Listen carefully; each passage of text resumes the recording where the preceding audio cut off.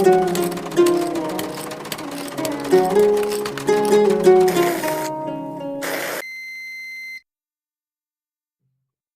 to Tavern Talks. Get around, travelers. Welcome to Tavern Talks, the video podcast, the talk show where game masters, TTRPG content creators around the world share their secrets and stories and expertise on the crafting the perfect tabletop RPG sessions. So, in this cozy virtual tavern, we'll be sitting down with expert GMs, TTRPG creators to swap tales, trade tips, and dive into the art of creating the unforgettable TTRPG experiences. From world building to epic crafting, session prep to improvisation, we're gonna cover it all. So, grab a pinch of your favorite virtual ale, pull up a chair, and join the conversation. In this episode, we'll be starring Egg, right? Uh, I think we pronounced it pretty well. And we're gonna talk about his creations, and also, especially, I want to talk about the Pine Shallows because I really like the design. But of course, in Monster Mind, they have a lot more projects they are currently working on and also published already. So let's get started with who is Peter Ike? Who are you? Um, yeah, well, first, thank you for having me on. Nice to be here. Who am I? Well, like you said, I'm a tabletop game creator. Amongst other things, it's one of my main hobbies, really at the moment. Next to that, uh, I'm in my daily life, I'm a computer programmer. Developer, and also dabble in some music. But we're here most. I'm also a father with my partner, two kids, who I also sometimes play role playing games with. I wish I did it a bit more often, but yeah, mainly I write games the last few years. Mm-hmm. So my other question is actually like, so since we know Peter Ike right now, why do you started playing TTRPGs? So what sparked your interest in TTRPGs? Well, I've been uh, a geeky kid like all my life. I was reading a lot of books, mostly fantasy and science fiction. And then when I was in high school, I didn't really knew role playing games existed. I found one time I found like a book uh, in the bookcase of my parents. It was like uh, a Dutch translation of a German game. But it was like one book out of 3, so it was really incomplete, and it intrigued me, but I had no idea what it was. But, like, you could have these fantasy adventures yourself. I was really intrigued, and then a few years later, I heard some, people in my class talk about it, about their game they were having each, weekend, and then, uh yeah, I at some point I was like I was a bit shy kid, but at one point I was like, "Okay, I just need to know what they're talking about." And then I talked to them and they said, "Oh, you have to join our game." So that was when, I think it was somewhere in the, early '90s, and then I got introduced to Dungeons& and Dragons, like, the origin like, it was we played with the Rule Cyclopedia, which was like a combined version of few of the early books. And then we went to Advanced Dungeons and Dragons and then second edition. And I played with them a few years until we grew apart. Tried to get some groups started again when I was in college, but it never really worked. So I lost contact with the hobby a bit. I still sometimes bought some of the books, but I didn't play much. And then we can move forward quite a bit until the beginning of the first lockdowns. Really, then I we had to make our home office. We work from home. And then finally, while I was living in my house for quite some years. I had to unpack some of my last stuff, and then I found like a box with all of my role playing books, and I was like, ah, not sure what I had gonna do with these. Let's just sell them online. So I started selling them online, but then I also discovered that the hobby had quite some interesting new developments since the last time that I played. So I kept a few books, and then with the money I got from selling the some of the other ones, I started buying a lot of supported like Kickstarters and ordering some books, and then uh yeah, then things got started again. And I asked some of my local friends if they were interested, and then yeah, we just stopped a while back, but we for a few years we had like a weekly D&D campaign, like fifth edition. Not my favorite game, but still playing a regular game beats playing no games. So and yeah, so I discovered like indie TTRPGs, and I knew people were making their own stuff when I first got in the hobby, but it was mostly people writing adventures. But now I saw like so many cool new stuff. I also discovered solo games that really got me going, and then I discovered that like the itch.io, where a lot of people publish like their PDF versions of games. Then through through all the people I got to know in the TTRPG scene, I also learned about game jams, where people would just make very small games or sometimes bigger games with a certain theme or for a certain game. And yeah, then I started just hacking some existing games, and then I had to make my own games. And then yeah, since then I've been creating oh yeah, a lot of stuff. Mm. So, okay, what is your favorite TTRPG game?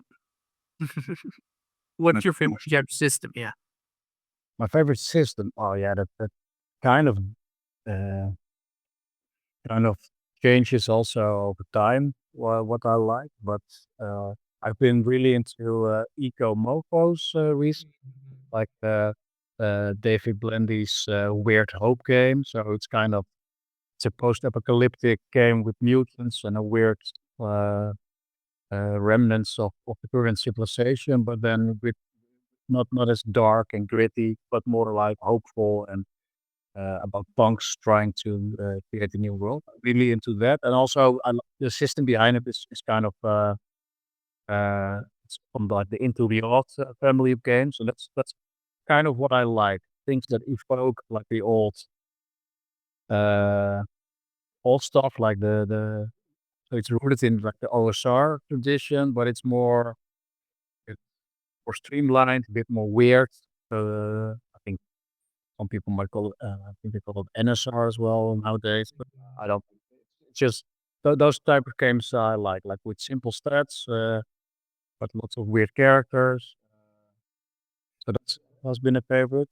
I've also like one thing I have to mention is also the Lost Bay by Eco, which is like more of a suburban fantasy game where like uh like where teens get weird powers or early 20s, like and teens begin 20s, and then you get like it's more like a horror game, but mostly focused on the weird. Well, I like weird stuff, but then it is so. But both games also, I'm also in the discords that of those creators. It's just they are very open, welcoming people that really foster like a creative community around their games. That's also, and a lot of creators do that, and that's one thing I also really like about indie TTV RPG scene, like the creators that manage to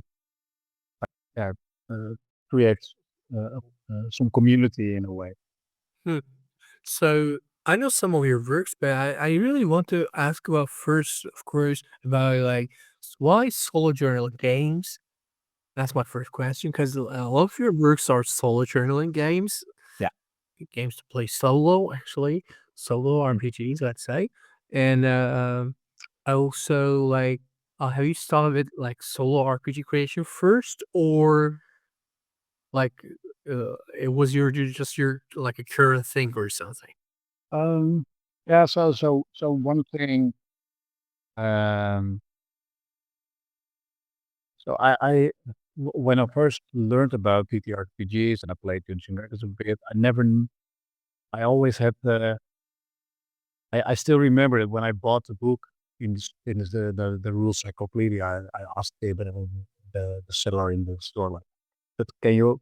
I was still a bit shy about asking those other guys that could play with them, and I was like, "Can you play this also by yourself?" "Yeah, sure." And I never could wrap my head around how you would play that solo, like a game like Dungeons& and Dragons. But by now I've learned how to do it. I've also like written like a solo addition to Pine Shallows, which is a more traditional game. But I discovered these solo journaling games also early in the lockdowns, and uh, it was very intriguing, like how you could let people create their own stories with simple prompts. You just roll on a table, or you draw a card, and I found it really interesting. And uh, yeah, I'm not really sure why I decided to make those games first.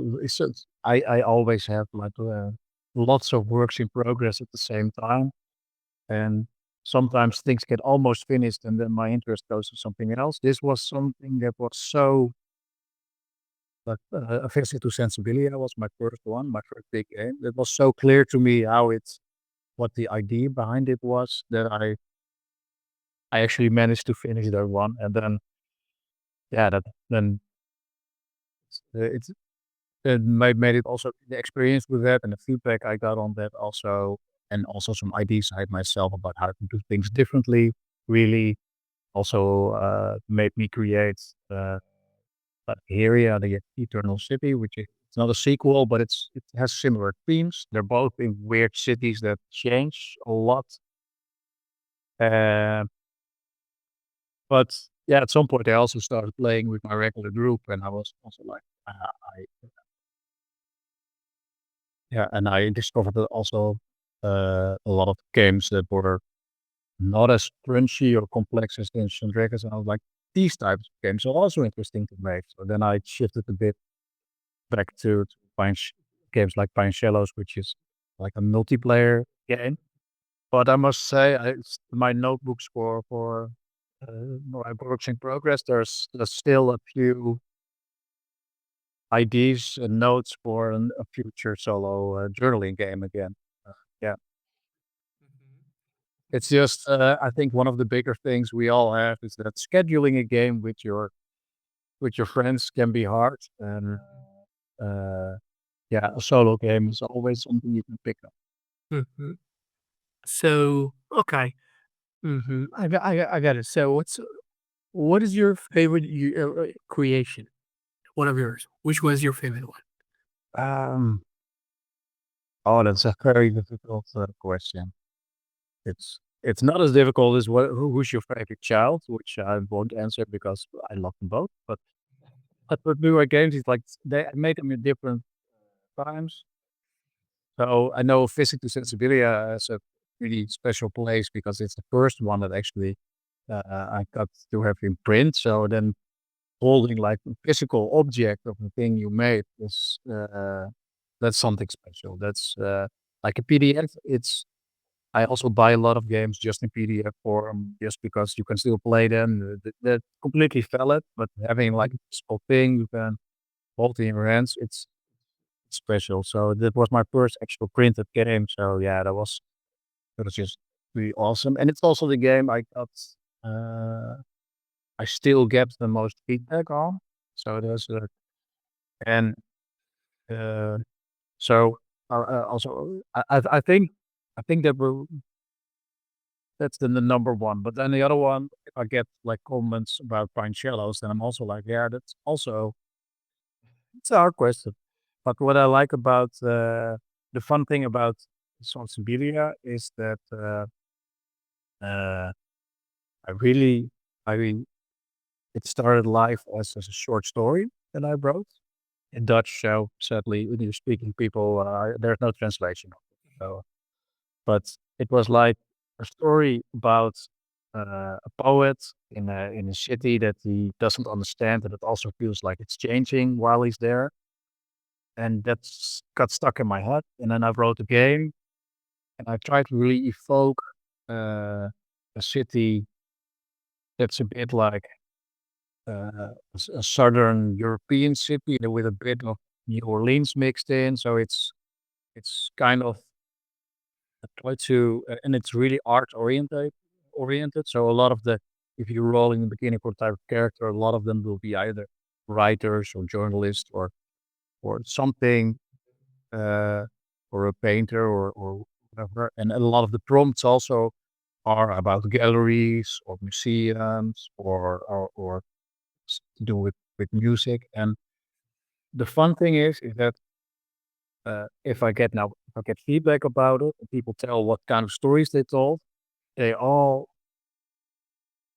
feel really different. Everybody has their own uh, version of the city, but it's all like they all feel completely connected. That the city, they could all be in the same city if you want. And that's something that's I would have never imagined that so many people would play it, and I would get so many stories that people uh, well made with my city. It's also their city now. But that's I think that's then the one that I have to pick as my favorite one.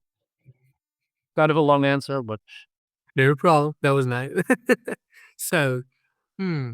So can you describe a bit your mechanics in your system, one of your system? Actually, you know what? I really want to know about your main tree system. So can you describe me each separately? Of course, just shortly. um, yeah. So if we start with one thing I noticed since when I just started writing these solo games, a lot of the solo games were like uh, you draw a prompt and you write a journaling entry about it, and then if you feel like it, you draw another prompt. But then I was like, yeah, I like the idea of the game, but a system like that's very open ended. But then at some point, if, instead of people stopping to play because they finished the session or story, I like the idea of that that you would move to an ending, and now you also have like uh, uh, a great system like uh, the Ratchet by Chris Bassett, which is like with the Jenga tower, and you have to pull Jenga blocks, and at some point it will fall, and then the game is over. When I started writing it, I wasn't familiar with that one, but I did came across the Machine by Adira Slattery. I'm not sure if I pronounced it right, but this Adira, I'm sure that that's the first name, and that's the Machine. The idea was that you drew cards, and then at some point, if you drew all, I think all 4 times an ace, then you would have to. Uh, that was even more fun. And you have to give your notebook to somebody else, and they had to somebody else would have to continue playing. So I was thinking that that felt nice, like uh, a way where you would feel the end coming up, but you don't know when it's ending. So Sensibility is a similar mechanic where you draw cards, uh, and then in certain cases, uh, uh, you n- the in there's every card is just a prompt. It's like thing that happens together with some kind of objective to give a bit of flavor. And then on the other hand, there's also the chance that uh, uh, if your cards are like the same color or the same number, then something else happens. City changes, but also if the city has changed a number of times, then you leave the city and you don't know if you ever come back. And that's kind of the ending you work towards. So the idea is um, that uh, you know when it's going to end, and you know that you're getting closer to the end, but you don't know exactly when it's gonna end. So people, when you're writing your journal entries, you also in the beginning you just start in the city, and at some point you notice like, oh, I do some cards, and now if I get another double, I will leave the city. So then you change the way you write your entries. I did some math in the beginning also, and later I discovered that I have kind of a flaw in my math. So the rules are a bit that if you are really unlucky, you will leave the city in 4 turns. That's almost doesn't happen. But if you are unlucky on the other hand, it might be possible that you keep on drawing cards and never leave the city. So most people have a game with like between like around 10 turns, which is kind of what I was aiming for. But there's a few people that might be stuck in the city still. But so I and then with Heria, in Heria, the Eternal City, you have also a city that changes. There's like uh,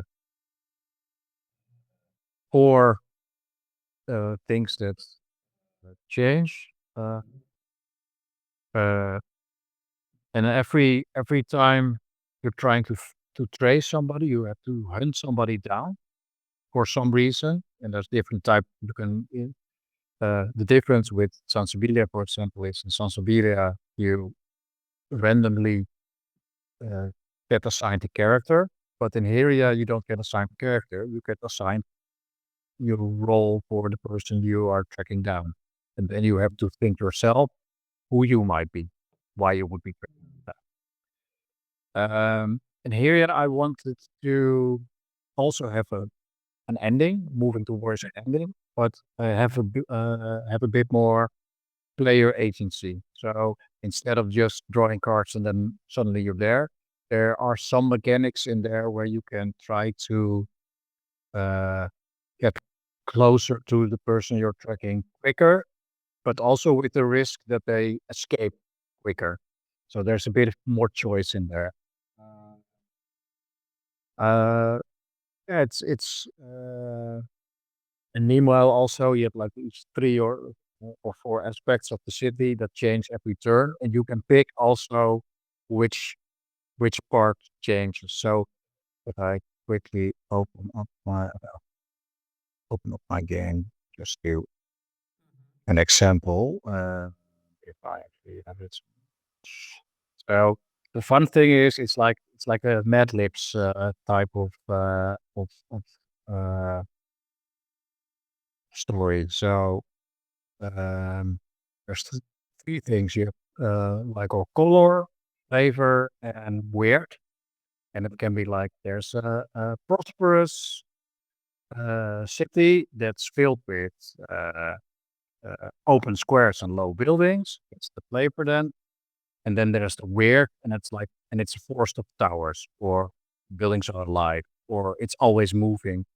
And all these things, there are like each of these 3 tables has like 20 entries. So sometimes just one of these things changes, and sometimes the whole city changes. So the idea is that you're traveling through like a multidimensional city that all the other people are just living in the city, but you're moving to different ways of the city. And that's so mechanically that's all dice based, but yeah, and then yeah, there's some way of you take off marks, and at some point you either lost your prey or you got them, and then the story is over. Um, so I hope that that feels a bit more like Huh. a lot of solo journaling games feel like they're just like prompts to write about, and with Heria I try to make it a bit more gamey, a bit more like a game. I'm not sure if I succeeded, but I think it's a fun game. It's a fun That was my first Kickstarter, which was also a big learning experience about how do you sell a game that's not completely done yet, and then how do you write it, make sure it's printed in a world where shipping gets harder and harder every time. So that was I learned a lot from that, and then that's why I didn't start. That was why the next game, Pine Shallows, was is still just a PDF, but I'm moving. I'm hoping to kickstart it beginning of next year. One of the first months, I have to.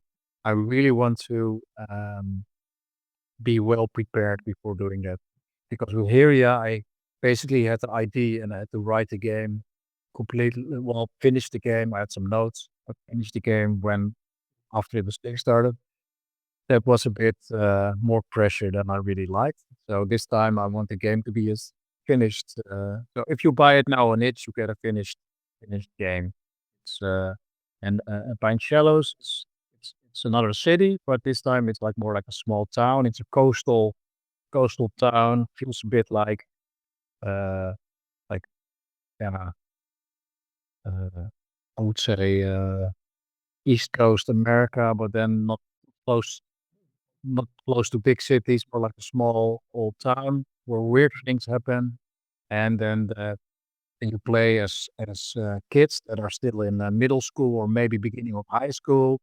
And there's a lot of weird things happening with like cryptids, with monsters, or there's strange occurrences. And the adults are, well, they're a bit too busy to pay attention. And it's like inspired by things like Gravity Falls, where there's a lot of more like it's a cartoon, which is bit more. Uh, yeah, it's a cartoon, so it's a bit even bit weirder. But also, it was really inspired by movies like The Goonies, where kids find like a hidden treasure in a pirate ship. So and with that money, then they can save their town. So it's all kind of like the kids are saving the day. Um, Also things like It or Stranger Things, but the game is a bit less horror and more adventure and mystery, which also makes it a bit. I think you could still play it in a pretty much in a more horror way, but I my tastes are a bit more to the mystery part and the comedic way of playing it. That's mechanically, I pick a character type and I try to pick like all the familiar ones. So there's an athletic kid, there's like a more brainiac, there's a mysterious orphan, and all these kids come with their own. Some kids get like uh, connections with certain NPCs so that they can call in for help. When you usually have like maybe the owner of the local bookstore is like uh, friends with you and can help you out sometimes, uh, or a certain teacher. Let's see what other character types do we have. We have like the older teen that has to babysit kids. There's always like in the Goonies, there's a few younger kids and a few older kids that are like have to babysit these kids. And in the beginning, they're like, and then at some point, they're like evolve the adventure with the rest. Um, and there's like an archetype like 11 is in Strange Things. So a kid that's has some mysterious powers. And there's all these type of archetypes. So you pick one of the archetypes, and usually it's pretty simple. You have three stats: brain, brawn, and heart. So for the brain, the physical, which is and more like things based on courage and friendship. And you roll 2d6, and it's very similar to a lot of the game itself is not really powered by the apocalypse, but the 2d6 is kind of borrowed from it. So you need to beat a certain number and success with the complication. And uh, yeah, any other special mechanics? Yeah, there's some. Uh, I tried also to introduce a few elements where the players can influence the story a bit more. So well, a lot of the archetypes also have some way of saying, yeah, this might be the case, but I know that this is the real truth, and then they can say something. So I want the players also to be involved in making up the story and the setting. And so there's some powers that kids have, and it's dependent kind of on what archetype you have. So if you have the inventor kid, then he can just say, "Oh, I have in my backpack, I have the invention exactly for the problem we're having now." Because that's kind of a trope also in like the media uh, that inspired the game. So there's a kind of a few places where like the more nerdy kid can say something, "Oh, but I read about this. I know this is true," and they can change the story a bit. And, yeah, so far this is, the game is complete, but, I still yeah, I wanna polish up the text a bit more, reorganize it a bit. But, if people wanna check it out, it's already on, itch.io. So, So, what do you think actually was the most challenging thing when you created the Pine Shallows and of course, the Hyria for you? um, yeah, that's different, but here, I really want to introduce, like, the fact that the player not just gets prompts, but also had the feeling that they had some influence on how they were chasing their prey. Pine Shallows, I'm not really sure what's I think it was the Pine Shallows was a bit less challenging. It was more, just fun to write, like, trying to come up with my own, setting and making it open in such a way that everybody can create their own stories if they want anyway. Uh, yeah, I was no, yeah, it wasn't that challenging, I think. Uh, uh, yeah, I always, uh, no, I always have this is the setting this is something I've always the system that I always kind of knew what I wanted from, uh, and yeah, I think pretty much is what I wanted to be. Most of the times yeah, I've always tweaked some things, of course, after play testing and doing things, but it's mostly it like I've especially played like the starter adventure quite a lot, and it's always so fun to see how people interpret it and just completely lean into the like the media inspirations and still completely make it their own game. That buddy, uh, of the I won't give too many spoilers, but the starter adventure, in the starter adventure, the kids are like on a high school trip, the local aquarium, which is like the place where almost every school trip goes through. There's not that much cool things to see in the city. And then they notice a weird fish in the uh the aquarium. And then when they look a bit closer, they see it might be more of a fish person. Then the and then they notice that it tries to communicate with them. And then that's basically the start. And then usually it ends with the kids trying to break out the creature and move it back to the sea, but the ways they try to do it or the way they try to gather information about it, every time people do it completely different, and it's always very, very funny to see how people, interpret it. Mhm. Is there any mechanic that you think that you found it or made it very clever, and have you feel like you made something really great and nice? Um, I'm I've had for a visit to Sensibilia, like I mentioned before, I made some math errors, but I was pretty convinced with it. I had something clever, but I think I tried to be a bit too clever. So so the math didn't really work out. For most people, it does that play it, but sometimes it might go a bit weird. Um, no, I must admit, no, mechanically, I usually I read a lot of other games and I I yeah, you pick a bit from here, you pick a bit there. Maybe there are some things where I combine them cleverly, but I must I don't think my mechanics are not really uh where where uh where my games they're mechanically they're fine, but I think my strength lies more uh in the more like the settings, right? Yeah, the like um I think uh especially in Sensibilia and in Pine Shallows, I think I really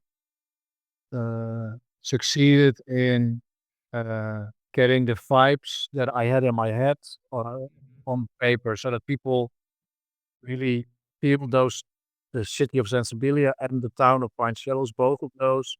If I hear people about how their version is, it's quite close to also my ID without feeling too restrictive, I hope. Mechanics, yeah, not my strongest, I think. They're decent, but maybe, yeah, I don't know. No problem with that, no problem. Because in mechanics, most people actually learn mechanics by, let's say, stealing or combining from other Well, people. It's because mechanics is something like that. Like, yeah, they may be creative and they may be unique, but in order to create something new, you have to look also the past. So no problem with that. And also for new 2D RPG content creators, that's not the thing that community thinks you about thinks you bad or like did they really respect and support every kind of content creator, so there's no kind of like a bad work or bad mechanics. So be nice people, be good people, and create your own work. So what is your secret skills? Oh yeah. Mm. I think one thing that's also uh, I also think like if you want to get started making TTRPGs, I really joined some of the jams that are on game jams that are on itch.io. Like don't don't write a game from scratch, but write an adventure for a game you like, or write a hack for a game. Like I think for example, like the game I mentioned earlier, Ecomofos. Basically, it started a bit like an into the odd hack, but now it has enough meat on its bones to be its own thing. You can still see like the DNA of it, and a lot of games start like that. Just start hacking at existing games, combine them, pick a mechanic from here, pick a mechanic from there, make some small stuff first, so you learn a bit like how to complete it, how to complete something, uh, and yeah, that's how I started, and I would say that's a pretty nice way to get going. You might stumble on something that's completely unique and completely your own, and that's even that would be great. Definitely, definitely agree on that. So, my last question is actually, uh, what is your secret sauce, your secret tips and tricks? What are you using or what are you doing when you're creating your own TTRPGs that nobody knows? Um, yeah, that's a hard question. Really have to look at how I'm doing it. Yeah, mostly it's just I have a lot of basically every idea I have, I make a note of it constantly. I think a lot of creators, they're artists that draw or writers that write. I think most of creative people always have ideas and always at inconvenient times. So I make sure that I have like a notes app on my phone that I always send messages to myself. And then sometimes I'm like, what do these three words mean? Why do I make a note of those? And and then once every while I look at my notes on my phone and I move them to like an organize them a bit. But I always have a lot of small ideas, and all of them don't make sense. Usually, when I collect a lot of them, uh, yeah, at some point, some of the ideas grow to be big enough to actually start brainstorming about them. But also, I think there's two tips that I really uh, take to heart, and I I got them basically from more from fiction writing. Mhm. Well, I also write short stories sometimes, but they still also apply to TTRPGs. The one thing is like, uh, if you're stuck, just start making lists. They're great for random tables, but also like I got them from. I did I followed a podcast which was like the 100-day writing challenge, which was basically a podcast of like 15, 20 minutes every day where you could like an exercise, and a lot of exercises were like make a list of names. They don't have to be good. Just make a list. Make as long as a list as you can, 10 minutes. And I still do this when I'm stuck. I just start making lists, and I don't uh, censor myself. I add bad entries as well. But when I have enough, I can throw away the bad ones, keep the good ones, writing up the bad ones as well. So that really starts your creative juices flowing. So I try to, when I start writing, I think one of the secrets is don't edit yourself while you're writing. Just write as much as you can, and then later cut out what doesn't work. So that's one thing I try to do. And I had to write. What was the other one again? Um, but I had to. Um, Let me think a bit. So maybe that was the self-censor thing. Basically, just write first and curate later. That's helps me a lot. Whenever I'm stuck, just try try to make some notes. You know that it might not be good.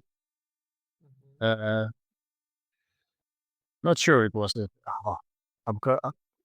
Probably when we finish this and I'm in bed in a bit, and I will remember what my second thing was.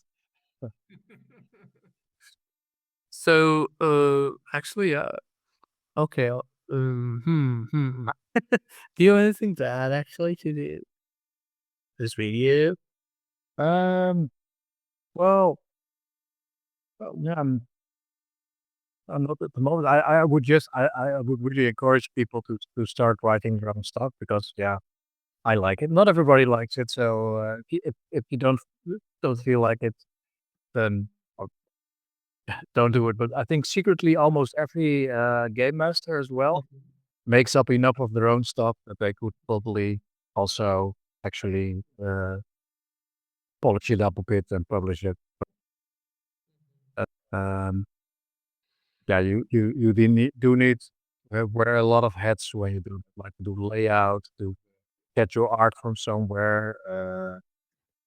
And I'm also, uh, I would say, and it's also something I have to tell myself a bit that sometimes just get it out there, get people to play it, and maybe you can later make it even more pretty and better. But get get your stuff out there and make it weird. Mhm. Mhm, mhm. So really, and then that's something that really is important because try to create something and also try to support the creators. So I'm gonna put down the links for PTRI creations. So please check them and support them because if you support creators, they're gonna create something better and something nicer, and also something that you want to play. Even if you don't want to play his games, please support him because one day you're gonna be playing the games. So thank you for joining our conversation at Tavern Talks. Thank you. I really appreciate your help on on this project. So thank you. Thank you for having me. Really like talking about games, so I think you do it. So see you folks. See you on the next video and bye bye.